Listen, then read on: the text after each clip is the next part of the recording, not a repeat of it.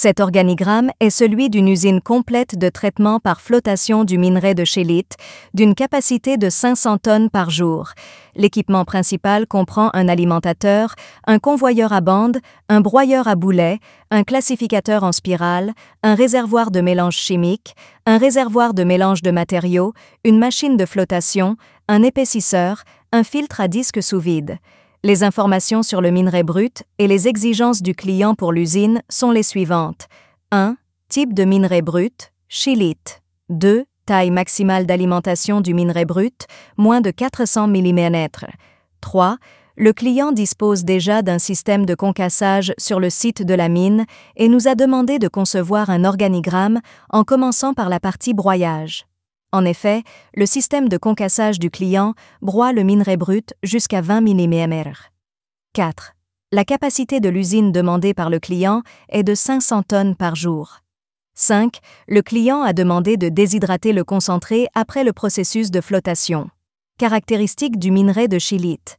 La schélite a une bonne flottabilité.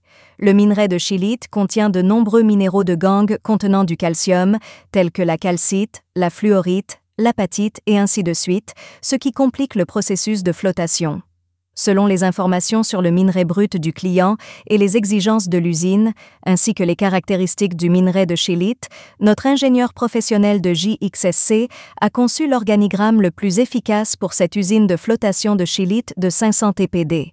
Voici une explication détaillée de l'organigramme de cette usine de flottation de schélite de 500 tonnes par jour. 1. Le minerai déjà concassé de moins de 20 mm est déchargé dans un bac à minerai fin. Un alimentateur vibrant électromagnétique est installé sous la benne à minerai fin afin d'alimenter uniformément le convoyeur à bande en minerai fin de moins de 20 mm, puis le broyeur à boulets. 2. Le broyeur à boulets a un diamètre de 2,4 et une longueur de 4,5, ce qui lui permet d'atteindre une capacité de 500 tonnes par jour. 3. La sortie du broyeur à boulets est dirigée vers le classificateur en spirale pour la classification des particules grossières et des particules fines. Les particules grossières qui sortent du classificateur en spirale sont renvoyées dans le broyeur à boulets pour y être broyées à nouveau. Le trop-plein du classificateur en spirale est constitué de particules fines, qui sont des matériaux qualifiés et qui sont soumis au processus de flottation. La fonction du classificateur en spirale est ici de travailler avec un broyeur à boulets pour former un circuit de broyage fermé. Le classificateur en spirale utilise ici des spirales doubles de 1,5 m de diamètre, mais il peut également utiliser des spirales simples de 2 m de diamètre pour s'adapter à un broyeur à boulets de 2,4-4,5 m. 4. Les matériaux qualifiés provenant du classificateur en spirale sont acheminés vers un réservoir de mélange des matériaux qui est complété par 5 réservoirs de mélange des produits chimiques et 5 réservoirs de stockage des produits chimiques. Une fois les matériaux mélangés aux produits chimiques, ils sont acheminés vers la machine de flottation. 5. Le processus de flottation est divisé en 3 étapes. 1. La fonction de la première étape de la flottation est d'éliminer le sulfure du minerai brut. 10 cellules de machine de flottation sont utilisées, respectivement. 3 cellules pour la séparation grossière une fois, 6 cellules pour la séparation par balayage 2 fois et 3 cellules pour la séparation par concentration une fois, toutes utilisant le modèle de machine de flottation SF4. 2. La fonction de la deuxième étape de la flottation est d'éliminer les impuretés qui flottent facilement dans le minerai brut. 18 cellules de la machine de flottation sont utilisées, respectivement, 4 cellules pour la séparation grossière une fois, 12 cellules pour la séparation par balayage 3 fois et 2 cellules pour la séparation par concentration une fois, toutes utilisant le modèle de machine de flottation SF4. 3.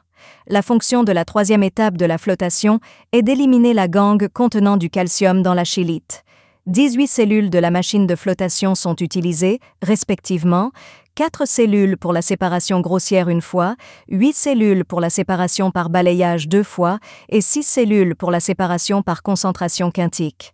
La machine de flottation SF 2.8 est utilisée pour la séparation grossière, la séparation par balayage et la première séparation de concentration, et la machine de flottation SF 0.7 est utilisée pour la deuxième à la cinquième séparation de concentration. Après le processus de flottation en 3 étapes, les impuretés telles que le sulfure et la gangue contenant du calcium sont éliminées, ce qui permet d'obtenir un concentré de schélite final à haute teneur et de bonne qualité.